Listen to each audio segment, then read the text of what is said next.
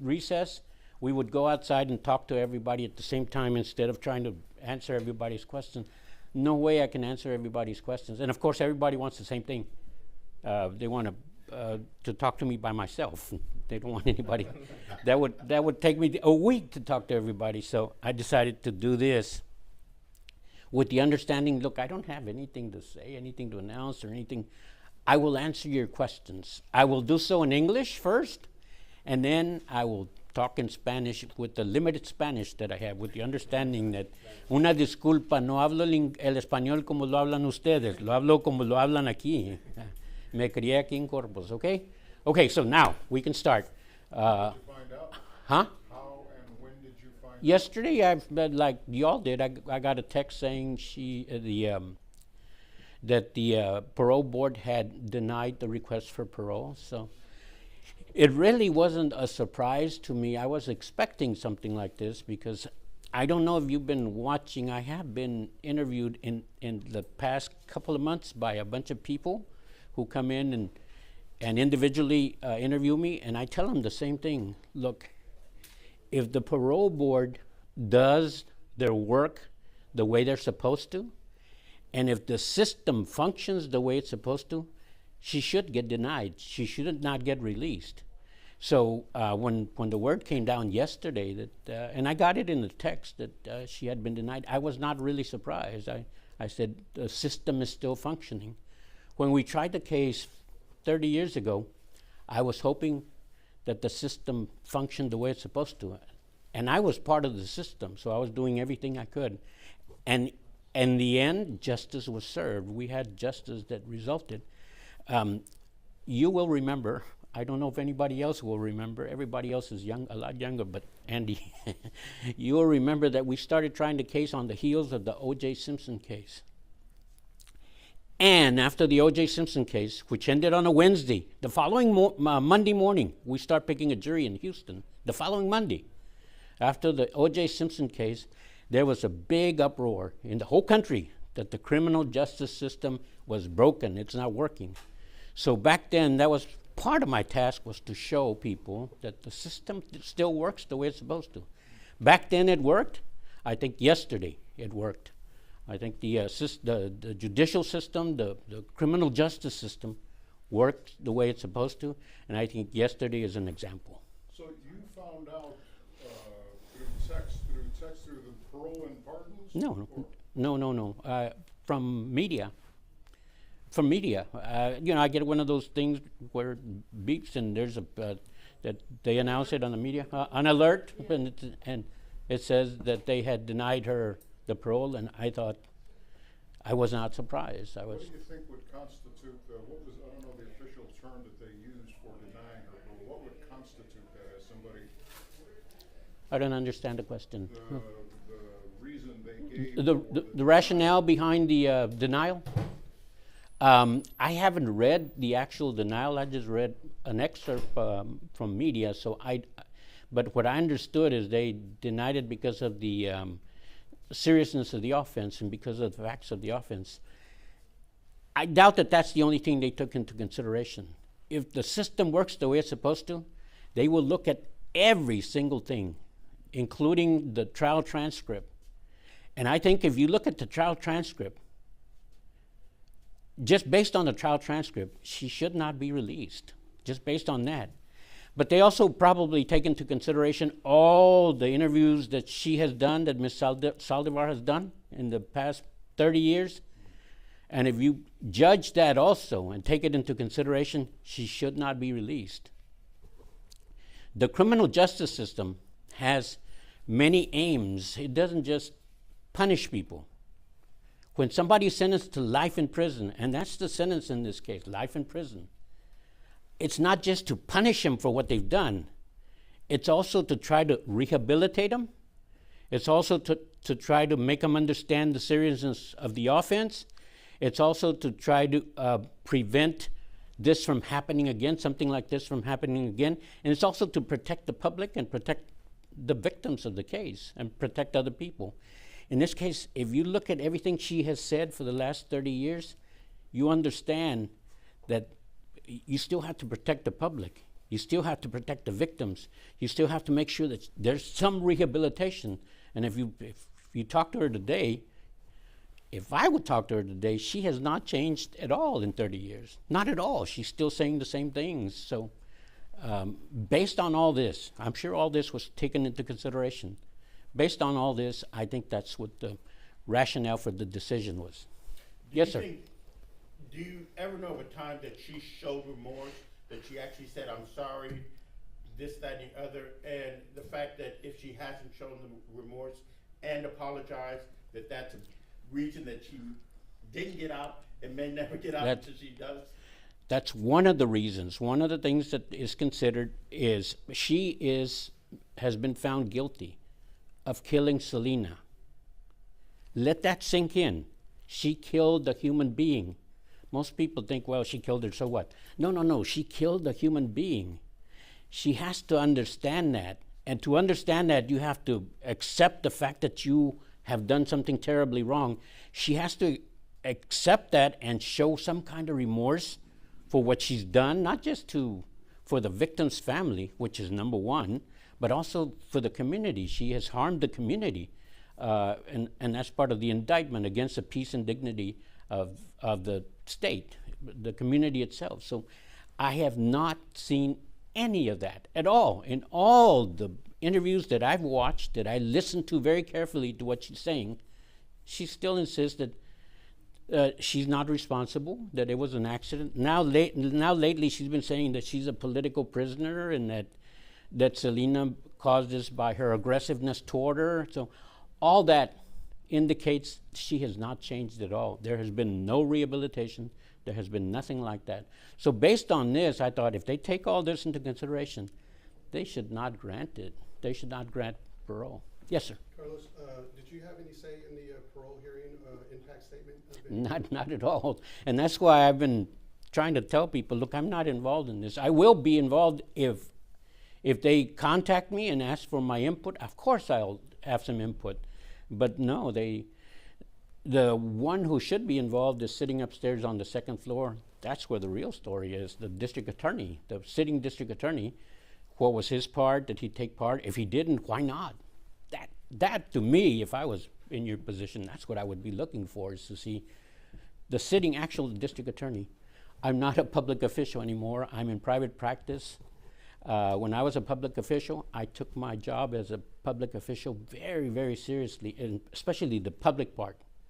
The public is entitled, they have to know what we're doing, why we're doing it, so I took that very seriously. Now I'm in private practice, so actually all this should go somewhere else and go ask questions of people. The parole board, why did they do this? Of the district attorney, why or why not were they involved? And things like that. For you, being the lead prosecutor in the case that led to Yolanda's conviction, for you to stand here today and see that, you led to that conviction, but also now she is still behind bars, at least for the next 5 years until she's up for parole again. But to see that process and her still in prison, are you satisfied with that determination that was made? I am, first of all, I'm not surprised by it. Secondly, I am glad that the justice system, the judicial system, the criminal justice system seems to be working the way it's supposed to. It's not a perfect system, not by a long shot. There's many things that happen that shouldn't happen. It is as perfect as the human beings that run it, which means it's very imperfect. But in this case, I think it's still functioning, and I think it's still functioning from this standpoint. It's still protecting the public, and in this case, protecting the victim's family. I've always thought that there's still a risk for the victim's family, for Selena's family, the Quintanillas. I thought there was a risk, and if they were to grant parole, in my opinion, from what I've seen, I think there would have been a risk. So I think it worked properly, and I'm glad it's still working. It's coming up 30 years from when the shooting took place. Sunday? And, yeah, and a sad time for everybody, for her fans, for the family. Anything that you want to say as that date comes near? It's still a sad date for me. It's a sad memory for me. Anytime I hear Selena's music, it still makes me extremely sad to hear the music and to understand and to think she's gone. She's gone for no reason. And it's sad that we have to have an anniversary like this, but I think on the other hand, it's good that we have something like this that happened yesterday, that the system still works. When we tried the case, she was sentenced to life in prison. She wasn't sentenced to 30 years. She was sentenced to life, to spend the rest of her life in jail. And there was a provision in the law that says when you're sentenced to life in prison for first-degree murder, which is what she got, you are eligible for parole after you serve 30 calendar years. She will have completed 30 calendar years behind bars Sunday, day after tomorrow. She will have been in behind bars for 30 calendar years, so she was eligible. This process started several months ago. It's not a parole hearing like people say. This parole, I mean, I got several phone calls from people, texts and stuff. Are you going to participate in the hearing on Sunday? I have no idea what you're talking. There's no hearing. It's a parole process that starts several months before they're eligible, and they collect evidence. They collect evidence during that process, and then they render a decision. And that's what happened yesterday. They rendered a decision. So it's still saddening, but in a way, I'm glad to see that it's still working. It's still working the way it's supposed to, and I'm hoping it continues to work. Yes. With Yolanda being in her 60s, I believe, and eligible for parole in 5 more years, is it? That's what she's eligible to apply again in 5 more years. 5 more years. In your opinion, what's the probability of her getting out of prison alive? Preston, I don't know what's going to happen after I finish. I don't know what's going to happen tomorrow, so I have no idea. You'd have to look at the actuary tables of the insurance companies and try to determine what her lifespan's going to be. I can tell you this: it's probably difficult spending your life in prison. But the sentence is for life. It's for life. That's really what justice is. The jury, 12 people, said we want her sentenced to life in prison. They didn't say for 30 years. They said life in prison. Real justice is not that difficult. Justice is like beauty. It's always in the eye of the beholder. It's like beauty. But simply, for simple people like me, I don't know very much. I just know what I've studied and things like that. But justice sometimes means that Yolanda Saldivar can go back to her family on the same day that Selena Quintanilla can go back to her family. That is true justice. When Selena can walk back into the warmth of her family, then Yolanda can go and be free with her family. When that happens, if it never happens, then she should stay where she is. Carlos, do you think, knowing the legal system like you do, there was any consideration of, the minute we say we've granted her parole and she can walk out the gates, that she's a sitting target? Oh yeah, I don't know if they considered that, but that's one of the things that I would be thinking about. Look, where she's been sitting there or being there for 30 years. Nothing's ever happened to her. She's fine. She's still alive. I've seen at least twice in my career as district attorney where a person is in jail or in prison and it's fine. As soon as they're released, within 2 days they're dead. So I think it would be dangerous for her to be released. I think the safest place in this whole planet for Yolanda Saldivar is where she is right now. So I think for her own good, it's probably better that she stay where she is. What would have to change for her to possibly have the potential to get out? I've seen it happen before when somebody snaps after they've been sentenced to a long prison sentence, 10, 20 years. They're in prison for a little while and then they snap and figure out there's only one single person who's responsible for me being here. When she figures that out, when she understands, and it's not the police officer's fault, it's not the prosecutor's fault, it's not Mr. Quintanilla's fault, it's not the Quintanilla family, it's not anybody else's fault. When she figures that out and she starts working on that, I think that's when things change. I don't think, or at least I haven't seen any indication or any evidence of that. Anything else from the English-speaking press? Ahora en español va a estar más difícil. Primero, empiezo con una disculpa.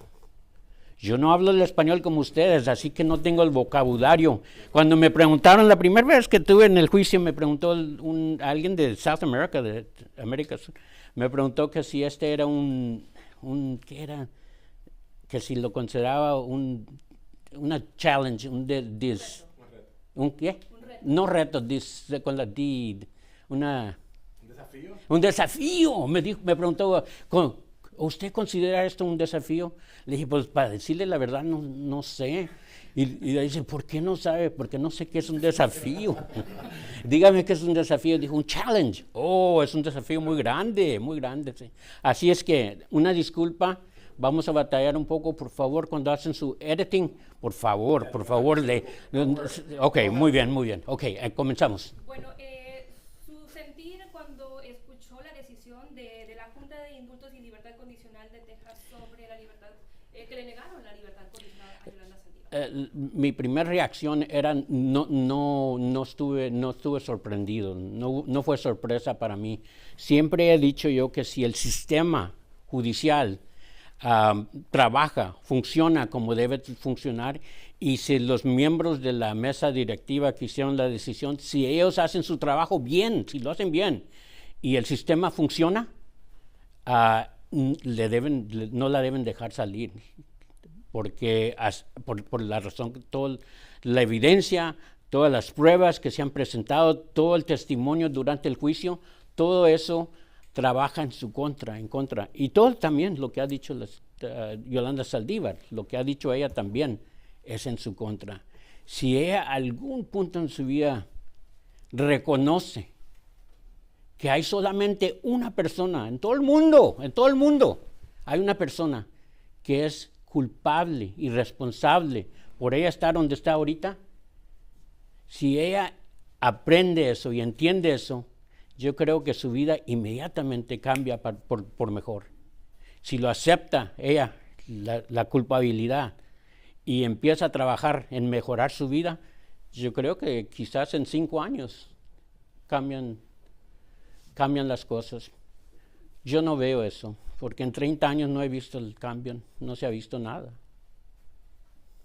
Para presentar el proceso en sí, para peticionar o solicitar lo que es la libertad condicional, es un proceso bastante largo, donde ambas partes, tanto de lo que es la familia de la víctima como de la persona, tiene que presentar lo que es solicitar, lo que es como digamos presentar una carta en nombre de la familia de las víctimas y eso. ¿A usted le llegaron a solicitar algo en nombre de la familia Quintanilla? A mí nunca me pidieron nada, pero todo eso se toma en cuenta. Están recaudando testimonios, documentos, todo lo necesario para hacer su decisión. Inclusive todo el testimonio durante el juicio, todo eso, que son muchas páginas de testimonio, todo eso tienen que estudiarlo para ver qué dijeron los testigos. Y en este caso, para mí, lo que contaron los testigos bajo juramento, lo que contaron los testigos es muy importante en este caso, por la razón que la defensa era que fue accidente. Y los testigos, todos testificaron lo que ocurrió inmediatamente después del disparo, porque el disparo nomás lo vio una persona, Yolanda Saldivar. Ni Selena lo vio, porque Selena le dio la espalda y le dieron por atrás. Entonces, una persona, solamente Yolanda Saldivar, y ella dice que fue accidente. Pero los testigos inmediatamente después del disparo, todos los testigos que testificaron, el testimonio de ellos muy importante, porque indica que no fue accidente, este fue intencional. Y el testimonio que quiso disparar de nuevo, pero no tuvo tiempo, eso es muy importante. Todo eso se toma en consideración, pero yo esperaba alguna comunicación del Departamento de Paroles, pero se me hace que con toda esta información no es necesario que me preguntaran a mí nada, ya sabían todo. Así es que no recibí nada, no participé, pero con mucho gusto, si me hubieran llamado, con mucho gusto les hubiera dicho lo que sé yo, lo que he visto yo, lo que viví yo en el juicio. ¿Alguna vez ha hablado usted con Yolanda Saldivar? ¿Cómo? ¿Alguna vez ha hablado usted con ella desde que ha estado tras rejas? Ni lo mande Dios. No. No se permite durante el juicio, es el único tiempo que estuve así con ella frente a frente.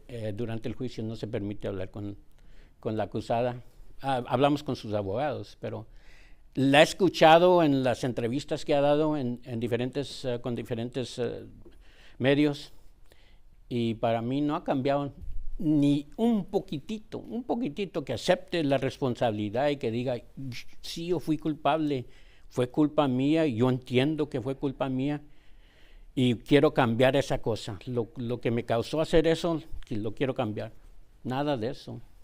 Cuando eso ocurre, y yo lo he visto donde alguien regresa a la corte y dice, ya entendí, es culpa mía, quiero aceptar mi penitencia, mi castigo, lo merezco el castigo y voy a aceptarlo, pero voy a cambiar, de aquí en adelante voy a cambiar. Y sí cambia la gente, y esa es una de las cosas que quiere hacer el sistema, cambiar la gente.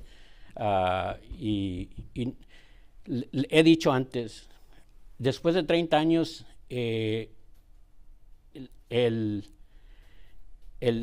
lo que hemos concentrado hoy, el tema ya no es de castigo.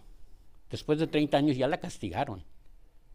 Ya no es de castigo, ahora es de rehabilitación, de que acepte lo que hizo, de proteger a las víctimas, proteger a todos los que estaban envueltos en el juicio, inclusive a mí también, porque fue culpa mía que está encerrada, no fue culpa de ella, fue culpa mía. Okay, yes ma'am. Oye, primero antes que pregunté, ¿me entienden todo lo que estoy hablando español? Sí, ok. Bueno, mi primera pregunta es, ya que la libertad condicional de Yolanda fue negada en esta oportunidad, usted mencionaba que en 5 años ella puede volver a aplicar. Así es. Pero si no se la aceptan en 5 años, ¿hay otra posibilidad más adelante? Sí. ¿O ya? No, sigue teniendo la oportunidad, y todo depende del departamento de parole. Ellos van a decidir si ven algún cambio, si ven algo que sí está cambiando, de veras, que está cambiando, sí, seguro que le dan oportunidad. Todo depende en ella misma. No creo que entienda ya que es cosa de ella, no es cosa de nadie más, pero sí tiene oportunidad de aplicar. ¿Y cómo se puede asegurar que casos como estos de alto perfil no sean influenciados quizás por la opinión pública? No se puede garantizar algo así, por la razón que este fue el caso inmediatamente después de O.J. Simpson. Ustedes no estaban, todavía ni nacían. En 1995 hubo 3 casos fuertes, grandes, muy publicados, que fue O.J. Simpson, Susan Smith y Yolanda Saldivar. Esos 3 fueron. Y empezó un modo de cubrir los juicios como lo hacen hoy, y me di cuenta yo rápidamente me di cuenta, cuando estaba juzgando el caso, cuando estaba hablando con el jurado, no solamente estaba hablando con el jurado, sino que estaba hablando con todo el mundo.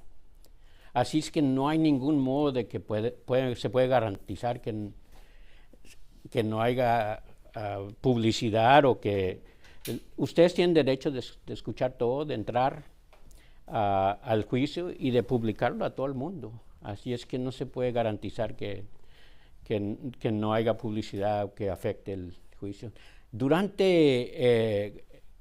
Cuando escogemos al jurado, le hacemos preguntas para ver si hay alguna indicación que tienen algún prejuicio basado en lo que han leído, en lo que han visto, y los tratamos de sacar, pero a veces se pasan unos que ya tienen, no prejuicios, sino que ya decidieron qué van a hacer.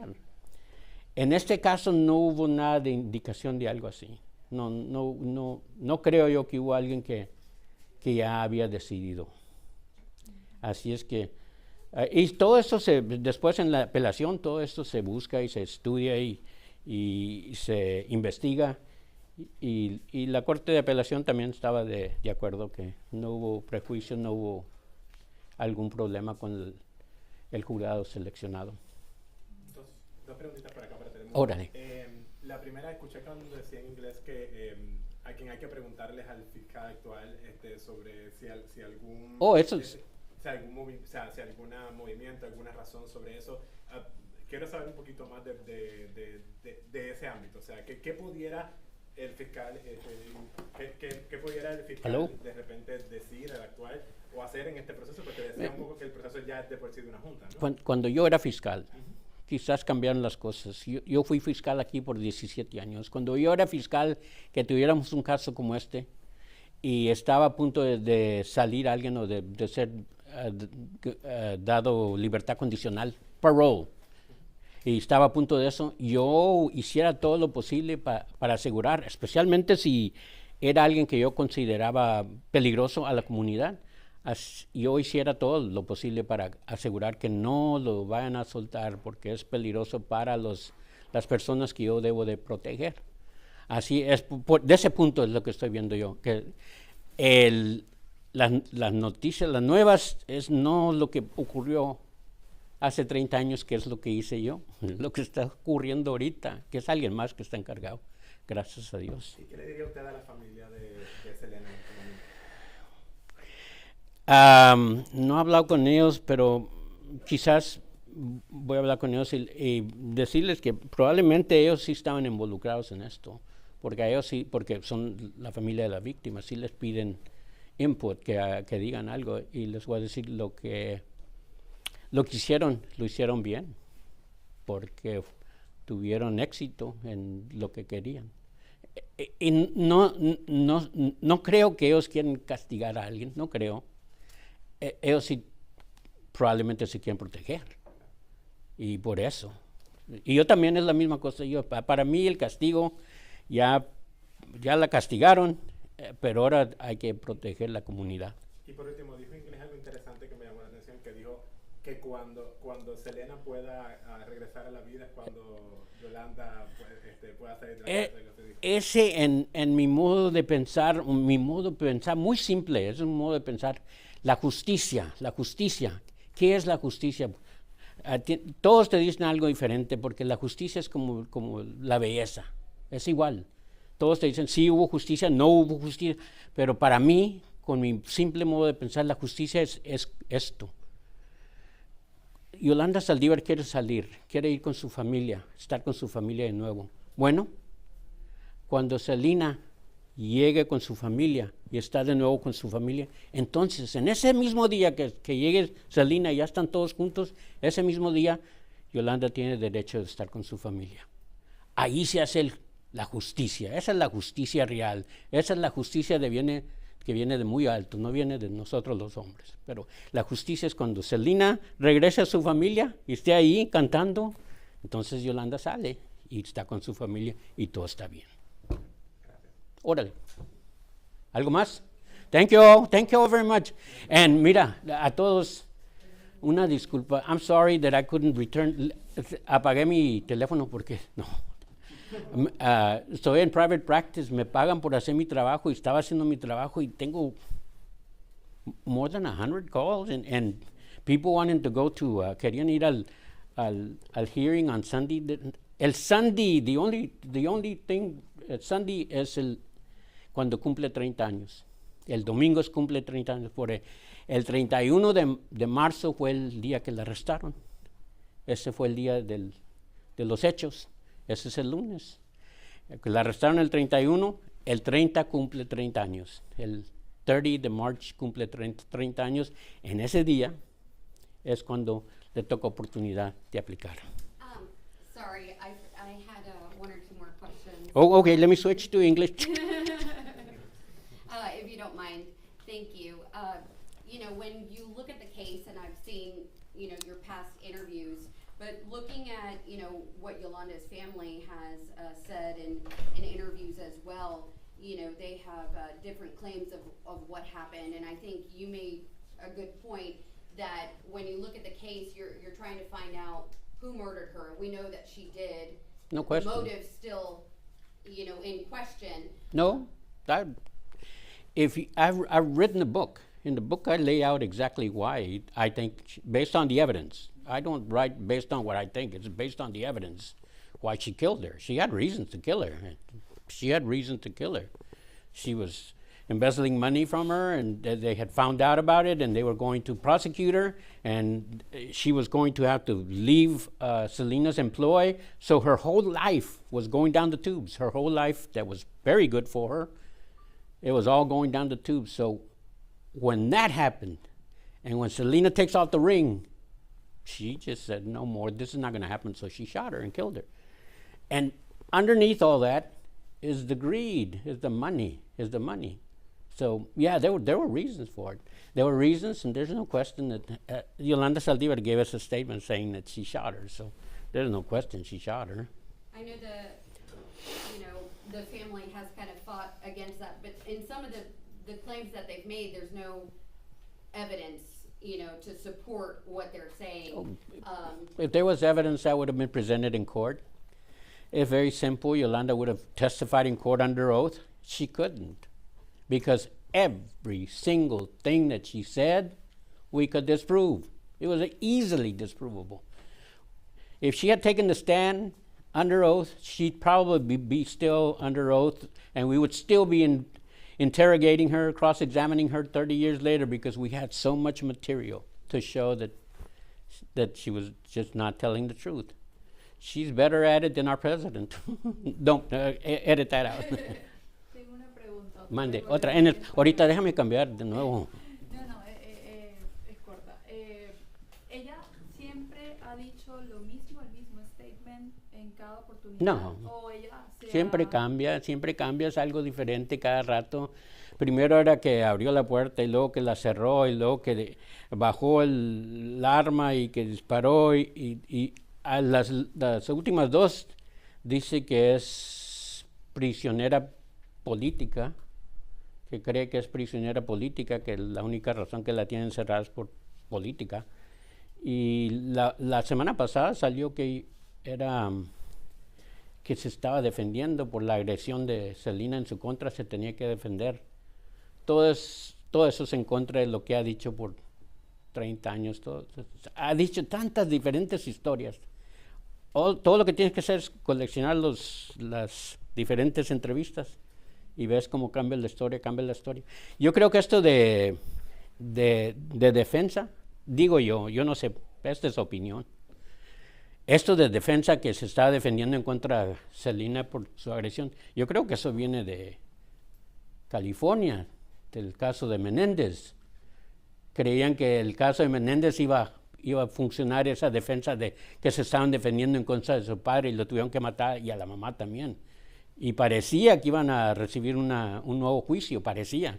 Así es que ahora salió que se estaba defendiendo. Y no hay nada de eso. No hay. ¿Usted cree que ya no hay nada que hacer en este caso? Obviamente, pues ella tiene el derecho de volver en 5 años, pero ya usted cree que ya queda... Ya quedó todo atrás. Ahora la única pregunta es que si va a cambiar su vida por lo bien. Carlos, stepping back a bit, just out of curiosity,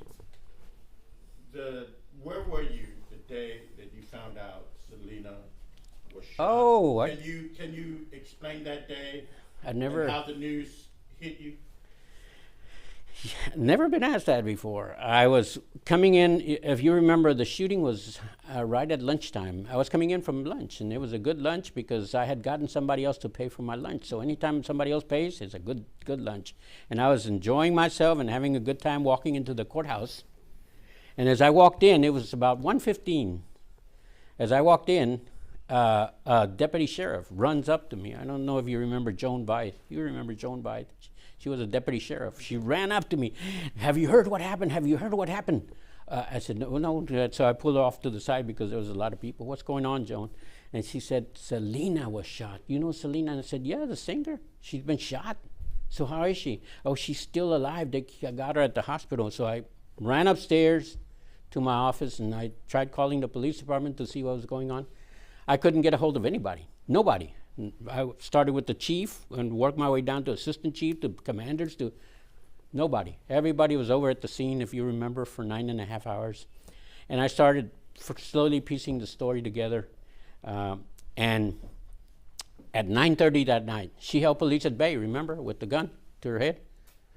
At 9:30, 9.5 hours after it started, I came home from a speaking engagement I had, and I told my wife, has any new developments? She said, I don't know. So I turned on the TV, and one of you stations had it on live. I don't want to say which one, but one of you had it on live, and I was watching, and she gets out of the truck, and she gets immediately put in handcuffs. And I turned to my wife right then, and I said, now my job starts.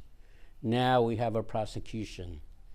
And I had no idea what we were in for. There was a Friday night, Saturday and Sunday, if you'll remember, over 100,000 people lined up to pay their last respects. They had to move the body from the funeral home to the convention center because of the number of people.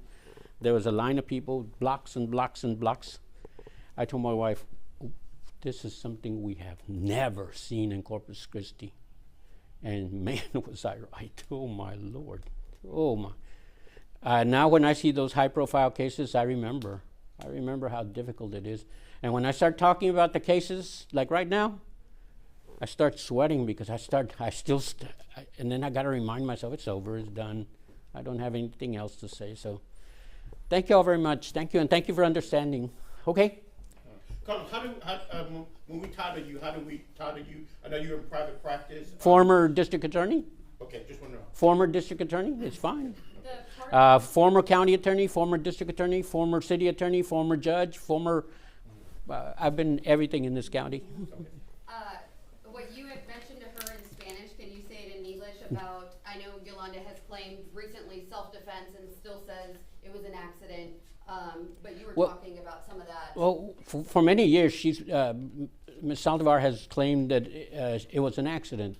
Lately, I think last week there was a report that she was protecting herself against Selena's aggressiveness. And that runs counter to everything she said. I mean, completely different. When you're defending yourself, you have to admit you shot him, and it was an intentional act to try to defend yourself. So now it's an intentional act. It's not an accident anymore. And it's my opinion that she picked this up from the Menendez case. In the Menendez trial, they were using the self-defense as they were defending themselves against their father. So, and it looked for a little while that they were going to get a new trial. So why not try it here and see what happens? But no. Thank you. Mándeme. Reina Rodríguez, corresponsal de Univisión, ¿cómo está? Muy bien, Reina. ¿Mande? ¿Me permite 2 o 3 preguntas? Sí, van a hacer ruido, ya se están... Ok. Si se pueden apurar, por favor. Rápido. Sí. Can we take our mics up first? Yeah, okay. Sí, rápido. We all have to go. And this is mine right here. The only one I'm giving you. I'll drop these right here. And mine is in my pocket, right there. In this pocket? Yeah. In your pants pocket, mine. Yeah. Yeah, no, I'll take it out, thank you. Put it aside.